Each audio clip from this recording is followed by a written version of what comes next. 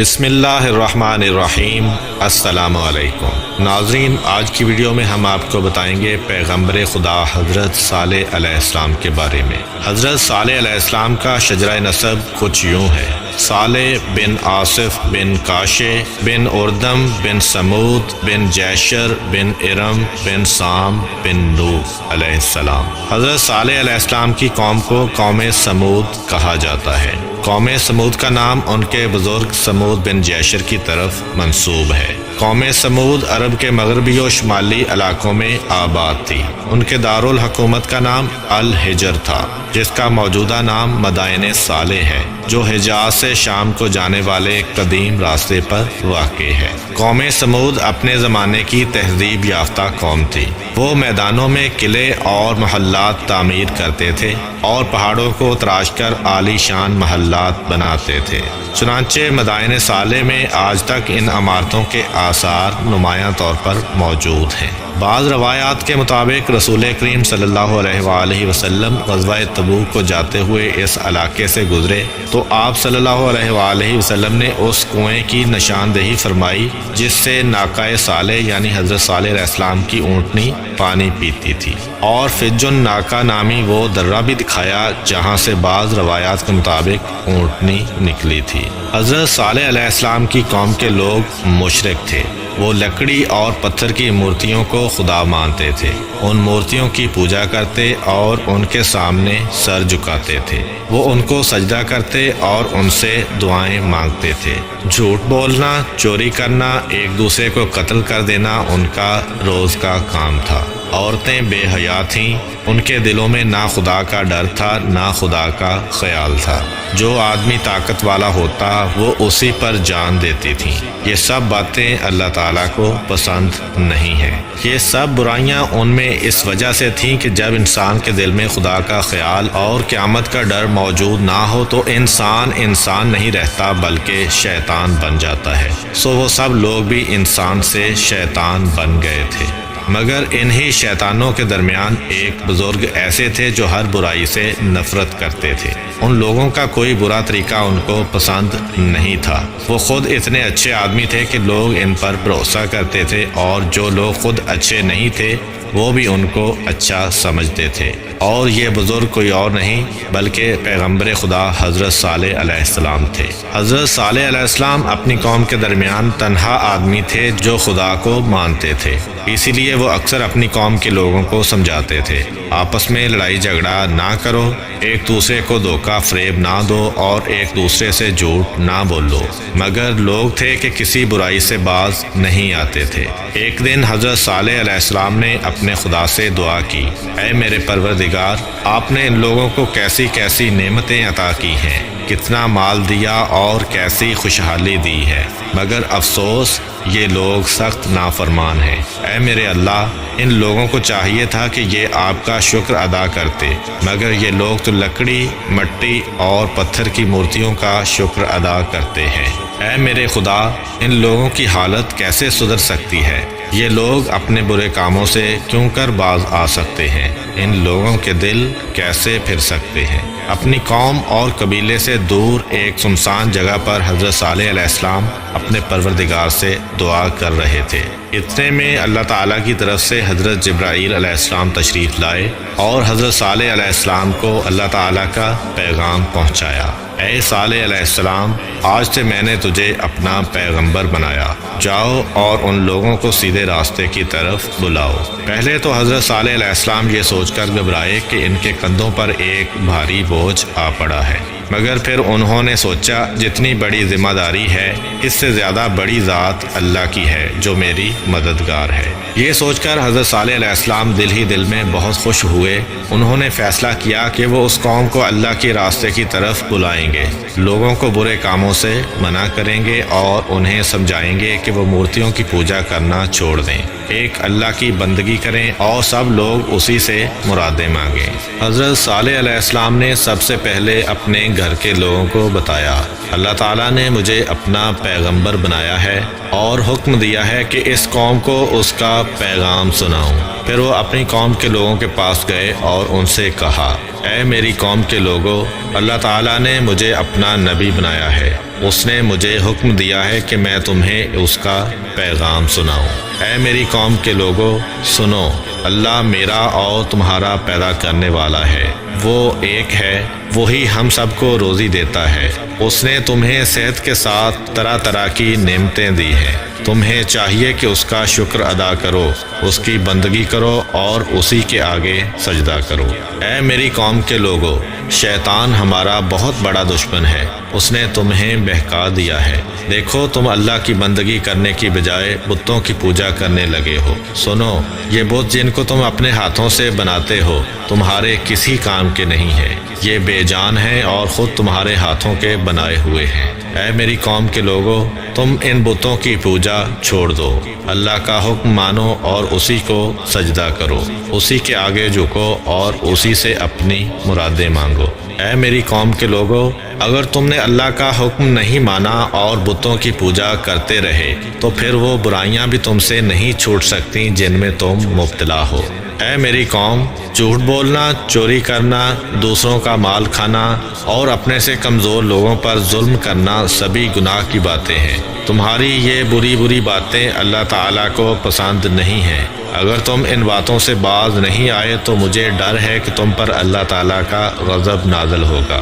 اگر اللہ تعالیٰ کا غضب نازل ہوا تو کوئی تم کو اس سے بچانے والا نہیں ہوگا۔ ان لوگوں میں سے ایک نے پوچھا، اللہ تعالیٰ کا غضب کیا ہے؟ حضرت صالح علیہ السلام نے جواب دیا، یہ جو تم کو طرح طرح کی نعمتیں حاصل ہیں تم سے چھن جائیں گی، جو تم خوشحالی کی زندگی گزارتے ہو تم سے رخصت ہو جائے گی، نہیں معلوم کہ ایسے وقت میں تمہارا کیا حال ہوگا۔ حضرت صالح علیہ السلام کی باتوں کو لوگوں نے غور سے سنا، مگر انہوں نے ان کی باتوں پر کوئی دھیان نہیں دیا۔ انہوں نے ان باتوں کو ایک کان سے سنا، دوسرے سے اڑا دیا۔ ایسے لوگ ہر زمانے میں اور ہر جگہ پائے جاتے ہیں۔ وہ جن کاموں کے عادی ہوتے ہیں ان کے خلاف کوئی نئی بات سن لیں تو سنتے ہی غصے میں آ جاتے ہیں۔ حضرت صالح علیہ السلام کی قوم کے لوگ جن برے کاموں کے عادی تھے ان کے خلاف باتیں سن کر جٹ بگڑ گئے اور کہنے لگے، اے صالح علیہ السلام، ہمارا خیال تو یہ تھا کہ تم بڑے سمجھدار انسان ہو، مگر اب تمہاری باتیں سن کر اندازہ ہوا ہے کہ تم دیوانے ہو گئے ہو، کیونکہ تمہاری یہ ساری باتیں بڑی بے تکی اور بے ڈھنگی ہیں۔ بھائی، جن بتوں کو ہمارے باپ دادا پوجتے رہے ہم بھی انہی کو پوجتے ہیں، مگر تم ہو کہ ہمارے ان معبودوں کو برا بھلا کہنے لگے ہو۔ قوم کے کچھ مالدار لوگوں نے کہا، اے صالح علیہ السلام، یہ تو بتاؤ کہ کیا تم ہم سے بڑھ کر سمجھدار ہو؟ ہمارے درمیان تو ایسے سردار لوگ ہیں جو تم سے کہیں زیادہ سمجھدار ہیں، ان کے پاس دولت بھی زیادہ ہے اور ان کا قبیلہ بھی بڑا ہے۔ اگر اللہ تعالیٰ کسی کو نبی بنانے والے ہی تھے تو یہ لوگ اس کے تم سے کہیں زیادہ حقدار تھے۔ اللہ تعالیٰ انہی میں سے کسی کو نبی بنا دیتے تو بہتر تھا۔ حضرت صالح علیہ السلام نے جواب دیا، لوگوں، مجھے اپنی دولت مندی کا دعویٰ نہیں ہے، باقی رہا سمجھدار اور نیک ہونے کا معاملہ، سچ پوچھو تو میں ایسا بھی کوئی دعویٰ نہیں رکھتا۔ البتہ یہ بات بھی اللہ ہی کو معلوم ہے کہ کون زیادہ سمجھدار ہے اور کون ناسمجھ ہے، کون زیادہ نیک ہے اور کون برا ہے۔ لوگوں، میں تو کوئی دعویٰ اپنی طرف سے نہیں کرتا، اللہ تعالیٰ نے مجھے نبی بنایا ہے اور اسی نے حکم دیا ہے کہ میں تمہیں اس کا پیغام سناؤں۔ سچ تو یہ ہے کہ اللہ ہی کو اس بات کا بھی اختیار ہے کہ وہ جس کو چاہے نبی بنائے۔ اس نے مجھے جو حکم دیا ہے میں اس پر عمل کر رہا ہوں۔ اب یہ تمہارا کام ہے کہ تم میری بات مان لو کہ جس میں تمہاری ہی بلائی ہے، اگر نہ چاہو تو نہ مانو، مگر اس میں تمہاری کوئی بلائی نہیں۔ قوم کے لوگوں نے کہا، اے صالح علیہ السلام، ہم تمہاری بات ماننے کو تیار نہیں ہیں، تم اصل میں ہم پر سرداری کرنا چاہتے ہو اور ہمیں دھوکہ دینے کے لیے یہ دعویٰ لے کر آئے ہو کہ اللہ تعالیٰ نے تمہیں اپنا نبی بنایا ہے۔ نہ ہم تم کو اپنا سردار بنانے کو تیار ہیں اور نہ تمہیں اپنا نبی ماننے کو تیار ہیں۔ حضرت صالح علیہ السلام کو قوم کے لوگوں کی باتیں سن کر بڑا دکھ ہوا۔ انہوں نے پھر بھی ہمت نہ ہاری اور ان کے جواب میں کہا، اے میری قوم کے لوگوں، تم بڑے ناسمجھ ہو۔ بھلا میں تم سے کب کچھ مانگتا ہوں؟ نہ مجھے مال و خزانہ چاہیے، نہ مجھے سرداری چاہیے۔ مجھے اس بات کی بھی خواہش نہیں کہ میں تم پر اپنا حکم چلاؤں۔ میں تو اپنے آپ کو تمہارا خدمت گزار جانتا ہوں اور تمہاری وہ خدمت بجا لانا چاہتا ہوں جس کا حکم مجھے اللہ تعالیٰ نے دیا ہے۔ سنو، مجھے ٹھیک ٹھیک پہچاننے کی کوشش کرو۔ میں تم سے کوئی لالچ نہیں رکھتا، میں تمہاری بھلائی چاہتا ہوں اور اپنے رب سے دعا کرتا ہوں کہ وہ تمہیں صحیح راستے پر چلنے کی توفیق دے تاکہ تم دنیا اور آخرت میں سرخرو ہو جاؤ۔ حضرت صالح علیہ السلام کی باتیں سن کر تھوڑے سے لوگ ان پر ایمان لے آئے، مگر بڑے بڑے سردار ان کے بالکل خلاف ہو گئے۔ پھر بھی حضرت صالح علیہ السلام نا امید نہ ہوئے اور انہوں نے اپنا کام جاری رکھا۔ وہ بڑے خلوص اور محبت کے ساتھ لوگوں کو سمجھاتے رہے، مگر جتنا انہوں نے سمجھایا قوم کے بڑے بڑے سردار اتنے ہی ان کے دشمن ہو گئے۔ آخرکار انہوں نے حضرت صالح علیہ السلام سے کہا، اے صالح علیہ السلام، اگر تم واقعی اللہ کے نبی ہو تو اس کی کوئی نشانی دکھاؤ۔ حضرت صالح علیہ السلام نے کہا، تم کیسی نشانی دیکھنا چاہتے ہو؟ سرداروں نے جواب دیا، ہم اپنی قوم میں سے 70 سمجھدار آدمی جن کو تمہارے پاس بھیج دیں گے، بس وہی لوگ تم سے اس بارے میں بات چیت کریں گے۔ حضرت صالح علیہ السلام نے کہا، بہت اچھا، تم ایسا ہی کر لو۔ یہ معاملہ طے کر کے سردار لوگ اپنی قوم میں گئے۔ انہوں نے 70 آدمی چنے اور انہیں حضرت صالح علیہ السلام کے پاس بات چیت کے لیے بھیج دیا۔ جب یہ 70 آدمی حضرت صالح علیہ السلام کے پاس پہنچے تو حضرت صالح علیہ السلام نے پوچھا، تم لوگ کیا چاہتے ہو؟ ان 70 آدمیوں میں سے ایک نے کہا، اے صالح علیہ السلام، تم ہمارے ساتھ پہاڑ پر چلو، ہم وہیں تمہیں بتائیں گے کہ کیا چاہتے ہیں۔ حضرت صالح علیہ السلام پہاڑ پر جانے کو فوراً تیار ہو گئے۔ جب حضرت صالح علیہ السلام ان کے ساتھ پہاڑ پر گئے تو ان 70 آدمیوں میں سے ایک نے کہا، اے صالح علیہ السلام، ہم یہ چاہتے ہیں کہ اس پہاڑ میں سے ایک اونٹنی نکلے۔ اس اونٹنی کا رنگ لال ہو، اس کے بدن پر گھنے بال ہوں اور اس کے پیٹ میں 10 مہینے کا بچہ بھی ہو۔ حضرت صالح علیہ السلام نے پوچھا، اگر ایسا ہو گیا تو تم کیا کرو گے؟ 70 آدمیوں نے اقرار کیا کہ اگر ایسا ہو گیا تو وہ اور ان کی پوری قوم ایمان لے آئے گی۔ یہ سن کر حضرت صالح علیہ السلام نے دعا کے لیے ہاتھ اٹھائے اور کہا، اے میرے پالنے والے، تو مجھ پر مہربانی کر۔ اے میرے پروردگار، میری قوم کے ان 70 بڑے لوگوں نے ایک عجیب طرح کا سوال کیا ہے، مگر اس سوال کا جواب دینا تیرے لیے کوئی مشکل نہیں ہے۔ اے میرے اللہ، تو ان کے سوال کا جواب دے دے۔ اے میرے معبود، اس پہاڑ میں سے ایک ایسی اونٹنی نکال دے جیسی یہ لوگ چاہتے ہیں، شاید کہ یہ ایمان لے آئیں۔ حضرت صالح علیہ السلام کے ہاتھ دعا کے لیے اٹھے ہوئے تھے کہ اللہ تعالیٰ کی طرف سے ایک فرشتہ آیا اور ان سے کہا، اے صالح علیہ السلام، اللہ تعالیٰ کا پیغام یہ ہے کہ پہاڑ میں سے اونٹنی نکال دینا میرے لیے بالکل آسان ہے، مگر جب یہ اونٹنی ان لوگوں کے پاس آ جائے تو ان کا فرض ہوگا کہ اس کی قدر کریں، اس کو پیار کریں اور اس کا احترام کریں۔ اگر انہوں نے اپنا یہ فرض ادا نہیں کیا تو پھر یہ سب لوگ مر مٹ جائیں گے۔ اس کے ساتھ ہی ایک بات اور ہے، وہ یہ کہ ایک دن ہماری یہ اونٹنی سارے شہر کا پانی پیا کرے گی اور دوسرے دن تمام لوگ اور ان کے جانور پانی استعمال کریں گے۔ پھر یہ اونٹنی اتنا دودھ دے گی کہ سارے شہر کے لیے کافی ہوگا۔ حضرت صالح علیہ السلام نے قوم کے 70 آدمیوں کو یہ ساری باتیں بتا دیں۔ 70 آدمیوں نے کہا، ٹھیک ہے، اگر تمہارا خدا اس پہاڑ میں سے اونٹنی نکال دے تو ہم لوگ یہ سب باتیں ماننے کو تیار ہیں۔ 70 آدمیوں کا یہ اقرار کرنا تھا کہ اچانک پہاڑ کی ایک چٹان پھٹ پڑی۔ اس چٹان میں سے ایک بڑی سی اونٹنی نکل آئی۔ اس اونٹنی کے پیٹ میں بچہ بھی تھا۔ تب ان 70 آدمیوں نے کہا، اے صالح علیہ السلام، ہم یہ چاہتے ہیں کہ اس اونٹنی کے پیٹ میں سے بچہ ابھی ابھی پیدا ہو جائے۔ یہ سن کر حضرت صالح علیہ السلام نے پھر دعا مانگی۔ حضرت صالح علیہ السلام کی یہ دعا بھی قبول ہوئی اور اونٹنی نے اسی وقت بچہ دے دیا۔ یہ دیکھ کر وہ 70 آدمی خدا پر ایمان لے آئے۔ پھر ان 70 آدمیوں کو دیکھ کر دوسرے بہت سے لوگ بھی ایمان لے آئے۔ پھر سب لوگ حضرت صالح علیہ السلام کے ساتھ ہو گئے۔ یہ حالت دیکھ کر قوم کے بڑے بڑے سرداروں کو پریشانی ہونے لگی۔ انہوں نے سوچا کہ سب لوگ تو حضرت صالح علیہ السلام کی بات ماننے لگے ہیں، اب ان کی سرداری کس پر چلے گی؟ یہ سوچ کر انہوں نے لوگوں کو بہکانا شروع کر دیا۔ اور حضرت صالح علیہ السلام کے خلاف باتیں کرنے لگے۔ جب انہوں نے دیکھا کہ اس طرح کام نہیں چلتا تو انہوں نے حضرت صالح علیہ السلام کی اونٹنی کو مروا دینے کا پروگرام بنا لیا۔ قوم کے ان سرداروں نے کچھ نوجوانوں کو دولت کا لالچ دیا۔ ان سے کہا کہ اگر وہ اونٹنی کو مار ڈالیں تو پھر جتنی دولت مانگیں گے ان کو دی جائے گی۔ روایت میں ملتا ہے کہ ان نوجوانوں کے سرغنہ کا نام کیدار تھا۔